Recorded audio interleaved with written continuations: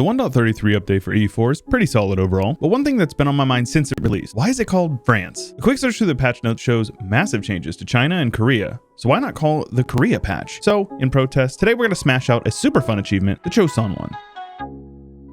The Choson One, as Korea here, we just need to own all Shinto, Confucian, and Buddhist provinces in the world. We've got our work cut out for us, but I don't think there's a better candidate to do it than Korea. We start off with a really good leader, 655, great mana generation, and our national ideas give us construction cost and domestic trade power, so we'll be collecting quite a bit of money, which is also pretty great. We have a semi-unique mission tree that's going to allow us to conquer a bit of land over here and really challenge the Ming. Opening up here, we might as well just rival the neighbors here, Jiangsu and Cochin here. We'll probably expand up into their land as soon as possible. We are a tributary of Ming, which means we can attack other tributaries without much issue. Our economic situation is pretty solid. It will allow us to hire a couple of advisors, so let's go ahead and do that early on. Getting a yearly inflation reduction guy with a trade efficiency guy, which will allow us to fish for radical reforms, which is a really good event that can fire. The sooner we get it, the better. The diplomatic situation is not the best.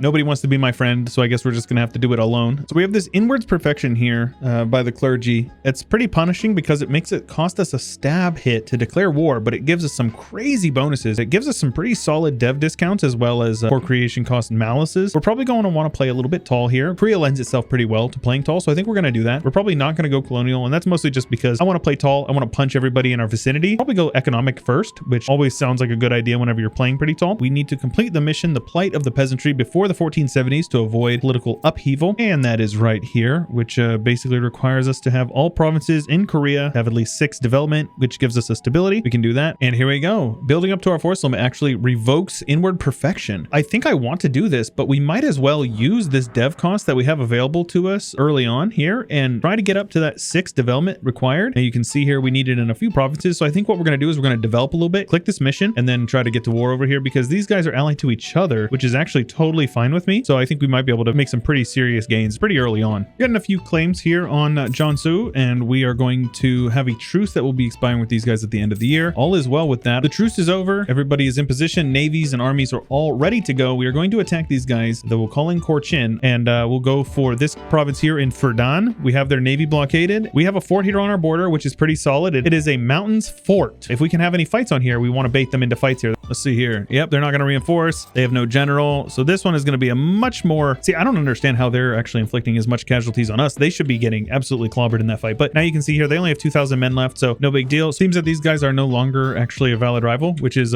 tragic, but it's fine. We can still separate piece them for whatever we are able to get from them. I just lost the battle. I'll take the money. I will take their war reps. This is fine with me. I don't care because we're going to full annex these guys if I'm able to. Yep, absolutely. This is going to be totally doable. Everybody that would be willing to join are all these Tengri hordes up here, and I don't care about them. And there we go. A full annex, a bunch of their money. Coalition might form, but also at the same time, I really don't care. Once we core this one up, we will get some claims up here. So that's exactly what we want to do. Yeah, turns out just a little bit of AE, and these guys are absolutely just like livid with me. They're all joining my coalition. It's fine. I don't care. Even if it were to attack me, I have multiple mountain forts now that are going to protect us. We're totally fine. Oh no, our heir died. It's kind of a bad thing because now it's kind of like, who's going to take over when we die? But he also wasn't that good. So it's kind of like we get another roll of the die. A Korean noble will succeed the throne. We'll see how it goes. First idea, economic. We're going to develop the crap out of our country, and I plan to get it started ASAP. We're going to need to develop Renaissance as well as colonialism when that spawns in about 50 years. So getting a little bit of extra development cost stacking up early on is going to be really helpful for us. As well as our first reform here, strengthen noble privileges 100% of the time. The manpower recovery speed is just too strong. You can't pass up on that. Access to Mount Peitu.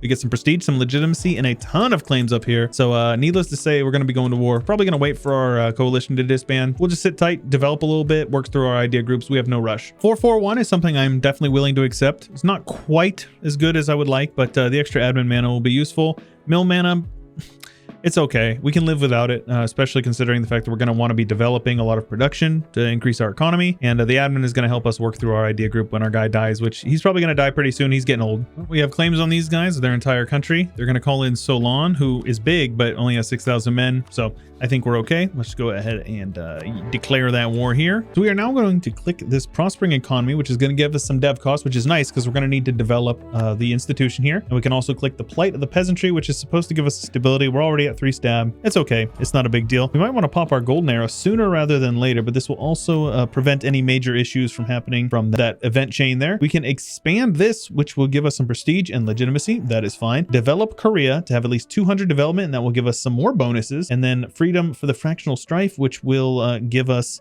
some equilibrium loyalty for our subjects as well. Very cool. So we are definitely going to develop this province here. It is the other farmlands province that we own other than our capital, and it's going to allow us to get the Renaissance here pretty quickly. We have development cost, we have development cost, we have development cost from other things that only cost 21 mana, which is pretty good.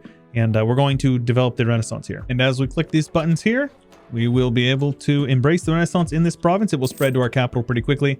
We'll be able to embrace it pretty quickly, and then we're going to try to sell it to the Ming and get some money. Black news indeed. We now have a regency for about 4 years, a 71-year-old, and after a bit of time, we can embrace this institution. We can take these technologies, which will keep us ahead of time. I will take this because being ahead gives us the 20% production efficiency, plus it allows us to build workshops, which we want to start building some workshops. But the major thing we want to do here is now see, we can offer knowledge sharing for 9.5 ducats a month to the Ming, bro. 9.5. We're going to be rich, boys. Being ahead of time on admin and diplotech, as well as selling the institution to Ming, has us netting 15.5 ducats per month. That is pretty nuts. Now we can start investing into these production buildings, and this is why I don't care about tax. You really are going to make money if you invest in production in the long term. It is what is going to be best for you. These 3 provinces alone are going to get us 1 ducat a month extra on top of what we already have just from building these buildings, which are only 65 ducats, by the way. This first national idea here giving us tech cost as early as it does is really strong. You could also make an argument that going innovative might be a really solid choice as well, because you help stack up these modifiers. I just wanted to get as much development cost as early as possible. Our second idea group is coming up, and we're definitely going to go quantity, because you can see here, quantity eco gives you an extra 10% dev cost, as well as a 10% land force limit, as well as 50% land force limit here. So if we're going to want to be beaten up on Ming, we're going to be able to 1v1 them with eco quantity, almost guaranteed. Next idea group, quantity. Eco quantity is going to absolutely set us up, and we will steamroll. Once we get eco quantity, mark my words, we will be able to steamroll through Ming, especially if their mandate stays low like it is right now. If you don't know how to beat up on Ming, I'm going to show you guys this campaign, and it's going to be a lot of fun. And now, even if we're not selling the institution in Ming, we are still making 13.5 ducats a month, because that's how strong development is. The rise of the Neo-Confucians, huh? Okay, well, so be it. All the states are going to lose some loyalty. That's a little painful, but it shouldn't be much of an issue. And then we're just going to have to get through this mission right here, which will handle that. So we have a few claims on these guys over here. And if you take a look at this, the total war score cost for all of their provinces is 97. That means we can totally vassalize them. So I'm going to do that because they are a large nation over here. Their alliance network is very weak, and I think that they will serve us very well considering the fact that they're a horde. And with this idea, we gain not only 10% production efficiency, but 20% as well as 20% dev cost. And just like that, they will become our subject. I don't care about the diplomatic because we're well ahead of time on diplotech. And one opportunistic war later, we annex some land for our subject and a little bit for ourselves. We have plenty of admin to go since we are well ahead of our time on tech, and might as well make the best of this situation. Get a nice long border with Ming, start building up some forts. That way we can prepare to invade them. Not too bad. I'll take a 433. Then we get one of my favorite reforms of the entire game here. Advisor cost, meritocratic recruitment is overpowered. Always take it. So colonialism has spawned, and now what we want to do is we want to develop the crap out of it here. I would like to get the innovativeness for this, but probably not worth it. I would rather develop the institution. So what you do is you just click the button, develop, develop, develop, and there you go. There you go. Cool. So now we've got it, and we can now click this button since we've got a lot of development. Give us some bonuses for a little bit of a time. It looks like these guys are actually about to attack Chagatai with low mandate. Shoot, man, we may not even wait for quantity. We might be going in sooner rather than later. Let's go ahead, cancel this tributary status with them, and see what we can come up with from here. Well, I think this is as good a time as any. They have low mandate. Their armies are absolutely over here just taking a ton of attrition. They are in a weak spot. We have a couple forts. This fort over here is still building up. We can take Miltech. All we need to do is embrace this institution. So I think what we're going to do, we're going to stack up on a couple of loans. It's fine. It means nothing. We will still be able to be making a profit while we're doing this. We're still going to be ahead of time on all 3 techs. So now you can see here, we are definitely ahead of time on Ming. We have a mil tech advantage. I think it's time when we attack. And I'm going to take a province like over here that is going to be easily defensible, that I don't have to worry so much about them. And we have some cannons here, and my goal is going to be to take Beijing ASAP while sieging down the rest of their country over here, and hopefully getting something to happen here. Look at this freaking navy over here, man. 51 ships, 6 heavies. I don't actually know if that's a win for us. They lost We lost 5 and they only lost 1? Oh, come on, man. I thought that was going way better than it was. It's fine. I guess now we're just gonna have to get a couple of heavies to actually compete with these guys. Winning some sieges over here. We definitely need to get as many provinces occupied as possible, and this is the trick right here. Scorch the earth. What that does is it gives them extra devastation, and it causes their gain there to just absolutely tank. Yikes, man. Okay, well, we're definitely going to have to fight these guys here now. They pieced out Chagatai, and it's just 1v1, mano-y-mano, but you got to remember, their mandate being low is really good for us because it gives them national manpower issues as well as unrest. They're going to receive more damage. So as long as this war keeps going on and their mandate stays low, it will end up being a good win for us in the long term. It's just going to take a little bit of time to really push through it. This right here is what happens when you have a low mandate Ming who gets cocky because they have a lot of men in the field and think that they can win every battle that they go into. Now, we are getting kind of clapped on the naval front. Sadly, I don't know what's going on. Their naval morale is just really good. But as far as manpower goes, the lower it goes, the better. You can see they're only gaining 400 a month. They're getting less than we are, and we have plenty in the bank to spare as well. So something tells me this war is basically over. It's just going to be a matter of getting them occupied, making sure that we destroy the mandate to the best of our abilities, and everything should be good. And it doesn't even matter that I'm in a lot of debt because we are going to make a big withdrawal from the Bank of Ming. Something like this would be good. Ming had some rebels pop, and they're about to get wiped out by the rebels. Yeah, that's not good. That's a bad sign for them. And now their mandate is basically evening out. So now that we're past Beijing and we're starting to get everything occupied over here, what we really need to be doing is occupying the provinces, scorching the earth. And what that does is it devastates them. And importantly, we want to loot it because what that looting does is it gives us money, but more importantly, it devastates the land. When we take a look at our fort map mode, this whole state here will never go without devastation because there is not any forts in the area that can help them. So it prevents prosperity, but it also gives them devastation, which is going to prevent them from getting any meaningful mandates. See, look at this. The devastation, the more it goes up, the more it's going to hurt them. Next idea group is coming up. A Diplo idea group makes the most sense. Trade makes the most sense for me. Eco trade gives trade efficiency and production efficiency. Trade quantity gives goods produced 20%. So super strong. I think that's the way to do it. And that's probably what we're going to do since we have plenty of Diplo mana to spare. And I say we get out of Dodge, take what we want over here.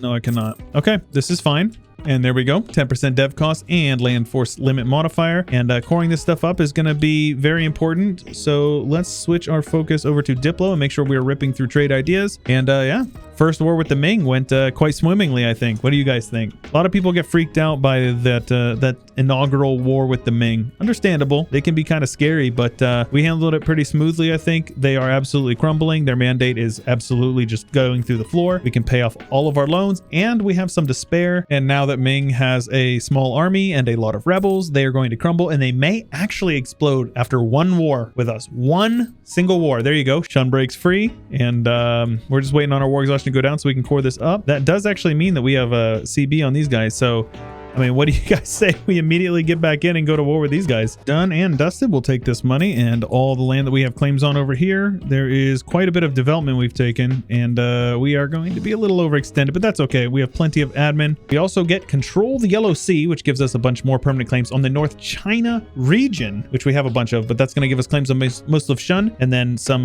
trade power in these nodes for 20 years, as well as more permanent claims on the coastal China. So obviously we've got some expansion routes ahead of us. And yeah, the Ming explosion has officially happened. You got Qi, Jin, Liang, Ji, Shu, Miao, Ning, Wu, Yu, Shun all have broken free. Ming is 3 pieces, and that was from one more with us. One. Looks like they got a little boost of mandate, but it's going to go down here after a couple of years, and we'll never have to worry about it again. And with this other sect of Buddhism harmonized, we now get 10% production efficiency, which is pretty good. It's going to help our economy stay afloat in these major wars where we're sinking hundreds of thousands of manpower. And just like that, we get to end Manchuria, which gives us some admin mana, which is nice. And every owned province in the Manchuria region gets Korean rule in Manchuria, giving those following effects. Now, these guys can get annexed eventually because they've served their purpose. And after all that conquest is said and done, and we made our withdrawal from the Bank of Ming, we are now netting well over 20 ducats a month, looking very good and well on our way to the achievement. All right, time to get a flagship off the ground. And yes, new shirt, new recording session through the magic of editing. But here we go. We're going to get our new flagship, the Choson One, and we are going to hopefully start preparing and invade Nippon. And now we begin the process of mopping up all these guys over here, getting as much AE as humanly possible, and trying to kill them before they all join a coalition against us. Truce is up with the Ming. We have the mandate CB against them, which will allow us to take it for 50% AE and prestige. And with the culture conversion of this province up here, we can now click this one, which will give us some prestige and some diplo mana, which is nice. We're working on a diplo idea group, so I'll never say no to free mana. And now we are protecting against Japanese piracy, which is going to give us claims on most of this stuff over here, which is great. We're going to be attacking these guys because both of their subjects, the two daimyos that they have left, are both very disloyal. So it would be a 1v1 basically, and obviously we can beat the crap out of 18,000 Ashikagans. And this is about as good as it's going to get. You can see how much admin this peace deal here will cost us. However, we're going to full annex these guys, woo, and we are going to release them as a subject because we have slots and we are beginning the process of annexing these guys as soon as we're done with this war. So this peace deal right here allows us to take a nice withdrawal from the Bank of Ming. It allows us to core up these provinces here, and we can release Wu here, and all is well. That's pretty solid. We have the third literati purge, which will allow us to click a button down here, which will get rid of the factional upheaval events, which is nice, as well as give our boys some loyalty. We set our sights on the small island nation of Tsushima. Here we go. Let's do it. The Battle of Kyoto is underway. They attacked us, they dogpiled on us, and we come out victorious, sieging Kyoto down. The nice thing is like I said, even though I'm in the middle of all these guys, they won't even send a man in because they're disloyal, and they will defend their own land, so I got to be careful marching through their lands. Like, these guys would attack me if I got onto here, but they won't touch me as long as I'm on Kyoto. Isn't that crazy? Look at that. We've got 13,000, 17,000 just sitting there staring at us, but they don't care because they're disloyal. A humble bit of conquest here in southern Japan. I'm happy with that. That gives us 2 areas that we can exploit development for, which will lower the overall development, and then it will give us a mission here to get a foothold in Japan, which gives us a claims on essentially the rest of Japan, I assume, and some diplo mana. And just like that, we're going to start moving up the coast, continue to conquest the Shinto lands, and then we are going to also make sure we are expanding here into China, which obviously that's what we're working on primarily at the moment. Now we begin the process of harmonizing with Shinto, which will give us 10% infantry combat ability in a few years once we get it done, and it means we won't need to convert a single province over here. It's a win-win. Finishing out trade ideas here gives us 10% infantry combat ability, an extra merchant, more caravan power, and even more so 20% goods produced. I'm willing to actually give up the extra 1 admin mana per month if it means we get 10% production efficiency and trade efficiency. That's going to boost our economy through the roof. You're going to see incredibly strong how powerful those traditions are here in just a second. We're going to go from 100 to 106. We are making 61 ducats per month. 61. That's how much we're making. We're not even close to built up to our force limit. Clearly, we are the preeminent power here in East Asia. There is not even an argument to be made about who could possibly come up against Korea at this point. I didn't realize this, but it looks like in 1.33, they actually added another dialogue box, another option here for the comet sighted. That's it. I'm dead. Yeah, it's a good thing I got some allies down here because our coalition is getting kind of bad. I'm in a war right now against Shun, Ashikaga, and these guys down here. It doesn't really matter. These guys are our allies, these guys are our allies, but probably not for long. And just like that, we are in an even better spot, and we are now an empire, which is pretty cool. We also get the Korean trade ports, which gives us a Korean trade port in Nippon for quite a while, and that will give us also 2 base production, as well as dominate Japanese trade here, which gives us trade efficiency and diplo tech cost. Say no more. I love modifiers. Stacking modifiers is one of my favorite parts about EU4, and I just like to check in on this every once in a while. We are closing in on the #1 great power in the world within a little over 100 years of starting the game. Korea is pretty strong, and they have the possibility to be one of the strongest nations in the game. Hence why I said in the intro, why didn't we call it the Korea patch? And we will declare war on them. They have not one single army. We'll just take whatever kind of scraps are left over after this war is over with. They're probably going to get split pretty heavily, but the more we can get, the better. And if you had any questions about how strong our economy is, we have a level 5, a level 4, and a level 5 advisor, and we are still netting 71 ducats a month. So yeah, it's pretty good. Next idea group is coming up soon. We're going to go with admin, which is going to give us the CCR as well as admin tech costs. So it's just going to save us a lot of admin in the long run, as we are clearly going to be falling short on that as we conquer everything in our path. And for better or for worse, it actually ends up working out perfectly that we are able to annex these guys in their entirety, destroy the empire, which it gets rid of the mandate, get some mana, but more importantly, we can release these guys as a subject, and the harmonization of the Shinto faith is done, giving us 10% infantry combat ability for the rest of the game, which is incredibly powerful, and the coalition grows. What can I do other than just attack them and annex them, I guess. Since we've got some discipline via an event, we actually get a free manpower in Honsong and a general with 80 tradition, as well as we can fire the Hwacha, which will give us some mill mana and land fire damage for 20 years, which is pretty nuts. So I noticed there was a U down here that is 2 provinces. We're going to annex them, release them as a vassal, and we're also probably going to take a couple provinces from these guys in this war, and then we're going to reconquest all of their cores from Dai Viet here. Reconquest is the best CB you can possibly use pre-imperialism, which we're not going to get for about another 100 years, so we might as well make the best of what we have available to us right now. There's a nice little reconquest for my subjects down here. Just take whatever money we can. Just like that, we take everything in this general vicinity. Take a look at that. Not bad. 1581. Got me thinking here, since we're going with so many vassals, why not add another one for our collection? This will allow us to reconquest a ton of clay against Shun, who we are at war with right now. Yes, they will make a fine addition to my collection. And now we should be able to piece these guys out and have them return all of Mongolia's cores. It'll cost us some Diplo because that's not the war goal. The amount of clay that we're able to take from them in this war is absolutely insane. And just like that, Mongolia has been made great again, and the nation grows larger yet. And it's been a few years, but we are now by a long shot the #1 great power, with the Ottomans being the only one who can compete with us, and we still have over 300 development more than them. And then there's that one. We will turn right around and release them as a subject. They will get some provinces. And the reason why I annex them before I release them, even if it costs me Diplo, is that it resets our relations with them so they don't have all that crazy AE that they otherwise would have had. And the land owned by our collection of subjects continues to rise. And just like that, we are well into Tibet. After a lot of microing our development and manufactories, we are finally able to click the button, and we will now get 2 national unrest for the rest of the game, which is crazy. Stab cost and 2 Diplo rep for the rest of the game. Very, very powerful modifiers. That's going to help us integrate our subjects just that much faster. Oh, Ming, it's been a long journey over the last 150 years of kicking your booty, but here we are finally at last, full annexation. Goodbye, old friend. You will not really be missed, but, you know, it was fun while it lasted. Now, I'm a bit disappointed as to what's going on over here in Europe. It is, aside from Brunswick getting the Burgundian inheritance, it looks extremely normal.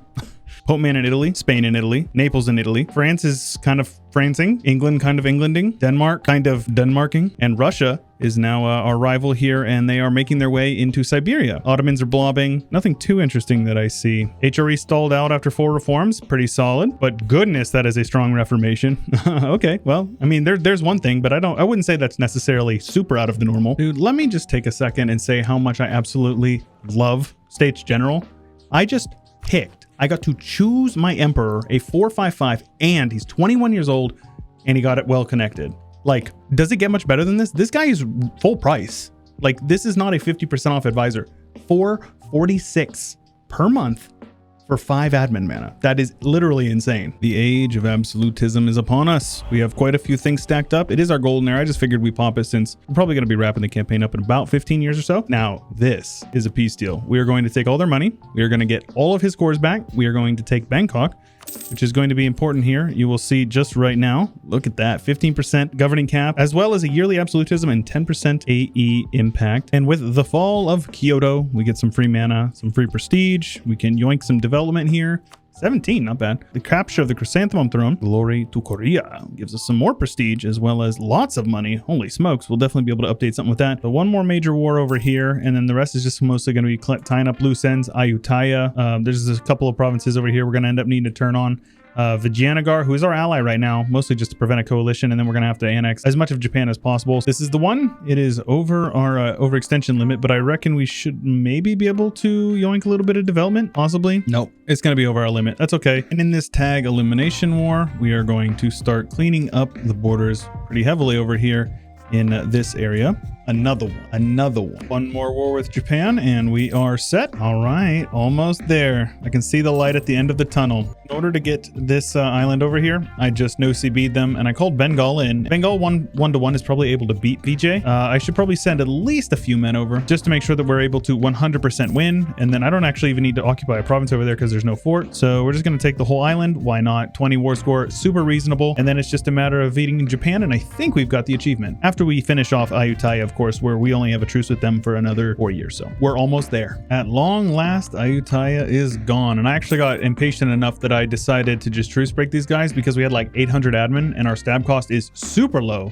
So we can get up to 3 stab like so easy. And I actually did truce break them. I can tell you that. I don't actually need to full annex them, but we will. And let's take a look here. There you go. Choson One. Not bad. I was worried that there was going to be like one province randomly that flipped via event, but it looks like that is indeed it. Here's our final borders here. Oirat is a tributary. This video took about 8 hours just to record. If you guys did enjoy it, please make sure you let me know. Leave a like on the video. It does go a long way towards helping this channel get discovered by other people. If you have any suggestions of things you'd like to see in the future, make sure you leave them in the comments down below. We're going to be getting into some other Paradox games in the coming weeks. Crusader Kings, EU4, those sorts of games. If that's something that you guys might be interested in, make sure you leave a thumbs up as well. Also, I just started a new series on my main channel, Chewy Shoot. Third Odyssey has been updated, and that is a sick mod. My main channel is linked in the description, so go ahead and check that out if you want to follow along with that series as well. If you're looking for some community, feel free to join my Discord, my subreddit, or my Twitter. They're all linked in the description below. And if you want to support me, my Patreon is also linked below as well. But I'm going to go take a nap now, so everyone else, stay chill.